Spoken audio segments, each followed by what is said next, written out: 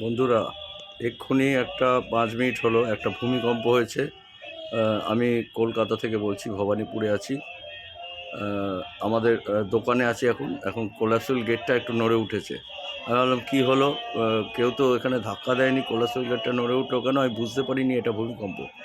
তারপর সব বন্ধুরা ফোন করছে, করে বলল যে এটা ভূমিকম্প হয়েছে। এটা অনেকক্ষণ ধরে হয়েছে মেট্রো থেকে। তারপর দেখি গিজগিজ করে লোক উঠে পড়ছে। মেট্রোর ভেতরটা বেশি কেঁপে ওঠে, বেসটা বেশি কাঁপে।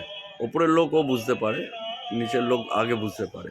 যাই হোক, এটা আমার একটা এই এতদিন পর একটা ভূমিকম্প হলো বিশাল জোর। আমি মানে পুরো পরিষ্কারভাবে বুঝতে পারলাম, কিন্তু রিয়েলাইজ করিনি সেটা ভূমিকম্প। পরে বুঝেছি, পরে শুনেছি। তাহলে সবাই ভালো থাকবেন। খবরে এখন শুনতে হবে কি কোথাও কিছু হতাহতের খবর এসেছে কিনা। আমি খবর শুনতে ব্যস্ত।